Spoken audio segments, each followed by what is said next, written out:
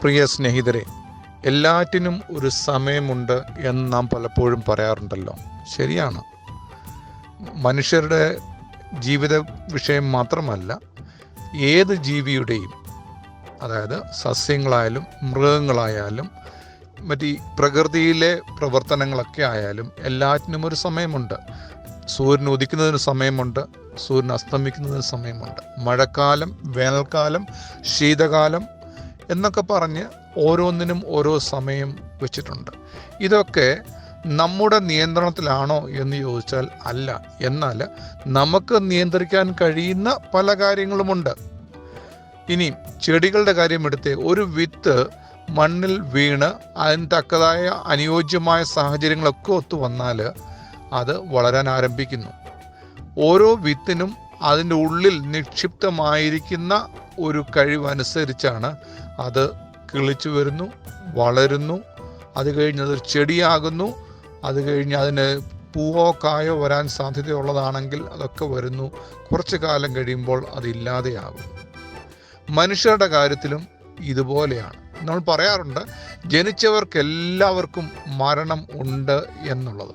എന്നാൽ ജനിക്കുന്നത് മുതൽ മരിക്കുന്നത് വരെ നമ്മുടെ ജീവിതകാലം അല്ലെങ്കിൽ ആയുസ് എത്രയാണോ ആ ആയുസ്സിൽ നാം ചെയ്തു തീർക്കേണ്ട പല കാര്യങ്ങളുണ്ട്. അതിന് ഓരോന്നിനും സമയക്ലിപ്തതയുണ്ട്.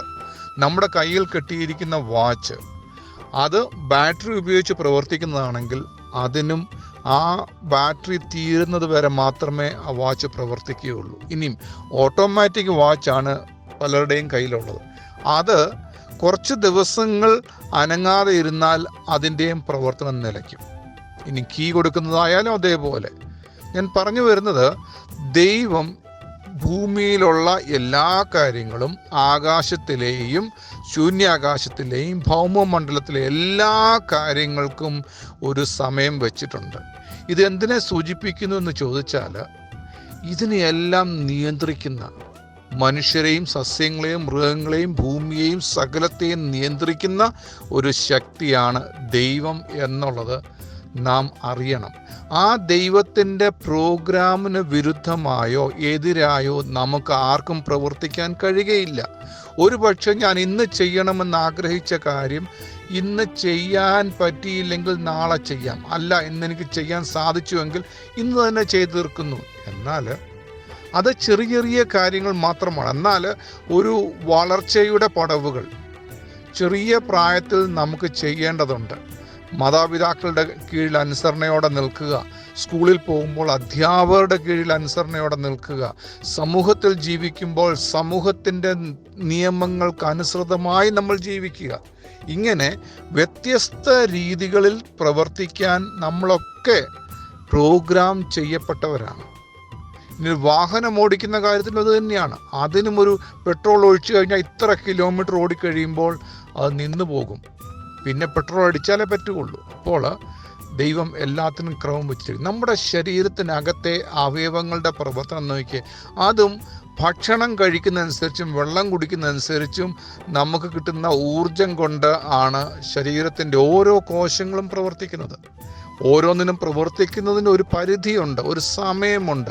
അത് കഴിയുമ്പോൾ അതിൻ്റെ പ്രവർത്തനം കുറഞ്ഞു വരികയും നിലച്ചു പോവുകയും ചെയ്യും. ഇനി പകൽ മുഴുവൻ അധ്വാനിച്ച ശേഷം രാത്രിയാകുമ്പോൾ അല്ലെങ്കിൽ അധ്വാനിച്ച ശേഷം ഒരു വിശ്രമത്തിനൊരു സമയം വെച്ചിട്ടുണ്ട്. ഇങ്ങനെ നമുക്ക് ജീവിതത്തിൻ്റെ എല്ലാ മേഖലകളും പ്രവർത്തിപ്പിക്കുവാൻ വേണ്ടി സമയക്ലിപ്തതയുണ്ട് എന്നുള്ളത് അറിയണം. ഇന്ന് ചെയ്യേണ്ടത് ഇന്ന് ചെയ്തു തീർക്കുക, നാളെ ചെയ്യാനുള്ളത് നാളെ തന്നെ ചെയ്യാൻ ഇന്നേ ചിന്തിക്കുക എന്നൊക്കെ പറയുന്ന നല്ല സാരോപദേശങ്ങളൊക്കെ ഉണ്ട്. ഇതൊക്കെ അറിയാമെങ്കിലും നമ്മൾ പലപ്പോഴും മടിയന്മാരാകാറുണ്ട്. വേദപുസ്തകത്തിലെ വേറൊരു വാക്കും കൂടി നിങ്ങളുടെ ശ്രദ്ധയിലേക്ക് കൊണ്ടുവരട്ടെ. എപ്പോഴും സന്തോഷിപ്പീൻ, എല്ലാറ്റിനും സ്തോത്രം ചെയ്യുവീൻ, ഇടവിടാതെ പ്രാർത്ഥിപ്പീൻ. ഞാൻ 3 കാര്യം പറഞ്ഞു. 1 സന്തോഷിക്കുവീൻ, 1 പ്രാർത്ഥിക്കുവീൻ, എല്ലാറ്റിനും സ്തോത്രം ചെയ്യുവീൻ. ഈ 3 കാര്യവും ഒരു സമയത്തിൻ്റെ നിബന്ധനയ്ക്കുള്ളിൽ നിന്നുകൊണ്ടുള്ളതാണ്. എന്താണ്? എല്ലാറ്റിനും സ്തോത്രം ചെയ്യണം എന്ന് പറഞ്ഞാൽ, ദൈവം നമ്മുടെ ജീവിതത്തിൽ നമ്മൾ കടന്നു പോകുന്ന എല്ലാ മേഖലകളിലും എപ്പോഴും ദൈവത്തിന് സ്തോത്രം എന്ന വാക്കിൻ്റെ അർത്ഥം നന്ദി. അപ്പോൾ ദൈവത്തിന് എപ്പോഴും എല്ലാറ്റിനും എല്ലാ സാഹചര്യങ്ങളിലും നമ്മൾ നന്ദി പറയണം. മറ്റൊന്നെന്താണ്? നമ്മൾ ദൈവത്തിൻ്റെ മുൻപിൽ എപ്പോഴും സന്തോഷമുള്ളവരായിരിക്കണം. എപ്പോഴും സന്തോഷിപ്പീൻ. ഇനി മറ്റൊരു വാക്ക്, ഇടവിടാതെ പ്രാർത്ഥിപ്പീൻ. അതായത് നിർത്താതെ. നമ്മളൊക്കെ ചിന്തിക്കുന്നത് അല്പസമയം പ്രാർത്ഥിച്ചു കഴിഞ്ഞാൽ പിന്നെ നമ്മുടെ ജോലി കാര്യങ്ങളിൽ ഏർപ്പെട്ട് ഇങ്ങനെ മുന്നോട്ട് പോകാം, പിന്നെ ഒരു സമയം പ്രാർത്ഥിക്കാൻ വേണ്ടി നമ്മൾ മാറ്റി വച്ചിരിക്കുന്ന സമയത്ത് വന്ന് പ്രാർത്ഥിക്കാം എന്നൊക്കെയാണ് ചിന്തിക്കുന്നത്. പക്ഷേ വേദപുസ്തകം പറയുന്നത് അങ്ങനെ ഒരു പ്രത്യേക 5-10 മിനിറ്റ് അല്ലെങ്കിൽ 2 മിനിറ്റ് പ്രാർത്ഥിക്കുന്ന രീതിയെ കവിഞ്ഞ് ദൈവം വച്ചിരിക്കുന്ന നിബന്ധന ഇടവിടാതെ പ്രാർത്ഥിപ്പീൻ. എന്താണ് ഇടവിടാതെ പ്രാർത്ഥിക്കുക എന്ന് പറഞ്ഞാൽ?